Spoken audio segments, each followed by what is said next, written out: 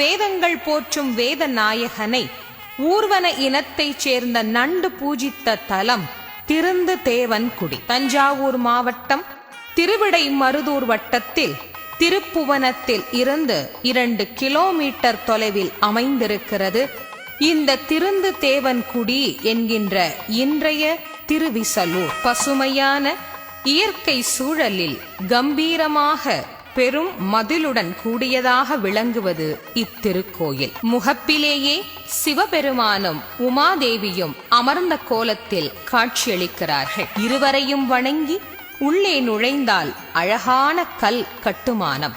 பிற்கால சோழ மரபின் கைவண்ணத்தை காட்டுகின்ற அருமையான கலை வண்ணம். மூலவர் விமானம் கலசம் வரை முற்றிலும் கருங்கல்லினால் ஆனது. பிரகாரத்தில் நிருத்த கணபதி, தக்ஷணாமூர்த்தி, வேழமுகப் பெருமான், வேலவன் என்ற பல மூர்த்திகளை நாம் தரிசிக்கின்றோம். மாமன்னன் ராஜராஜன் மற்றும் செம்பியன் மாதேவியாள் காலத்தை குறிப்பிடுகிறது இந்த கல்வெட்டுகள். பரமனை நோக்கிய வண்ணம் முன்னே அமர்ந்திருக்கிறார் நந்தியம் பெருமாள்.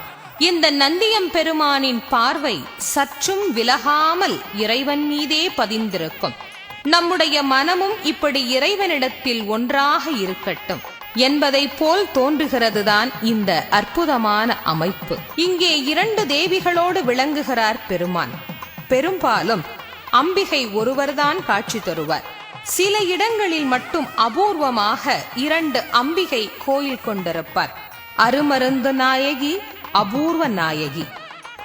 நின்ற கோலத்தில் பேர் அழகு துலங்க அழகாக காட்சி தருகிறார் அம்பிகை. கீழ் 2 கரங்களை அபயவரத ஹஸ்தங்களாகவும் மேலிரு கரங்களில் மலர்களும் கொண்டு காட்சியளித்துக் கொண்டிருக்கிறார் அருமருந்து நாயகி. முகத்தில் சாந்தமும் இதழ்களில் புன்முறுவலும் கொண்டு காட்சியளிக்கிறார் இத்தேவி. அடுத்துள்ள அம்பிகை அபூர்வ நாயகி. இந்த பெயர்களே ஒரு தனி அழகுதான். நின்ற கோலத்தில் அருள் பிரபாகமாக காட்சியளித்துக் கொண்டிருக்கிறார் அம்பிகை. தேவியை வழிபட்டு மூலஸ்தானத்தை எட்டுகிறோம். அருமருந்துடையார் சன்னதியின் வாசலில் அஷ்டமங்கள சின்னங்கள் 8 கல்லில் இங்கே பொறிக்கப்பட்டுள்ளன. இப்படி நாம் இதை காண்பது தமிழகத்தில் இந்த ஆலயத்தில் மட்டுமே. மூலவர் சுயம்பலிங்க திருமேனி, இந்திரனின் வாழ்பட்டு வெட்டுண்ட திருமேனி. இந்த திருத்தலத்தினுடைய வரலாறு என்ன? இந்திரன் சிவபெருமான் மீது ஆழ்ந்த பக்தி கொண்டவர். தினமும் ஏதாவது ஒரு சிவ ஆலயத்தில் எம்பெருமானை வழிபடுவது அவருடைய வழக்கம். ஒரு சமயம் காவேரிக்கு வடகரையில் உள்ள திருந்து தேவன்குடியை கடந்து சென்ற போது இங்கு எழுந்தருளி உள்ள அருமருந்துடையார் என்கின்ற ஔஷதீஸ்வரரை தரிசனம் செய்த போது எல்லையற்ற ஆனந்தத்தை அடைந்தார். இங்கேயே அருகில் உள்ள தடாகத்தில் பூத்த தாமரை மலர்களை பறித்து 1000 மலர்களால் அர்ச்சிக்க துவங்கினார். ஒரு நாள் 1000 மலர்களில் 1 குறைவதைக் கண்டு அதிர்ச்சியுற்றான். நானே பறித்தெடுத்த 1000 மலர்களில் 1 எப்படி குறையும் என்று யோசனை செய்தார்.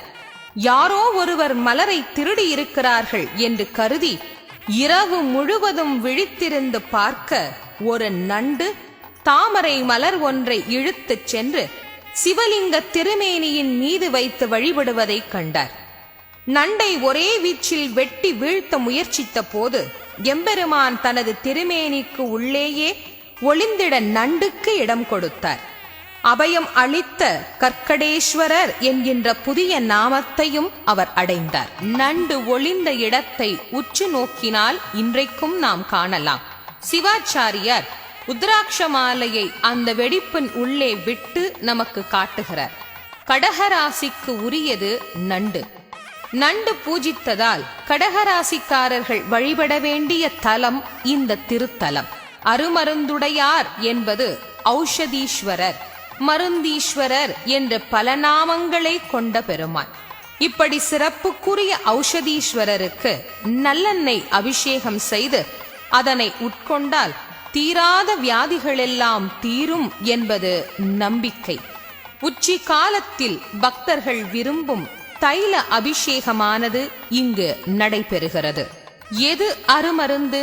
பசித்தவனுக்கு உணவே அருமருந்து, வறுமைக்கு செல்வமே அருமருந்து, அறியாமைக்கு அறிவே அருமருந்து, அச்சத்துக்கு துணிவே அருமருந்து. சுயம்பு மூர்த்தியான இவரைத்தான் ஞான சம்பந்த பெருமான் பாடி பரவசம் அடைந்தார். இந்த பெருமானைத்தான் நண்டு பூஜித்தது.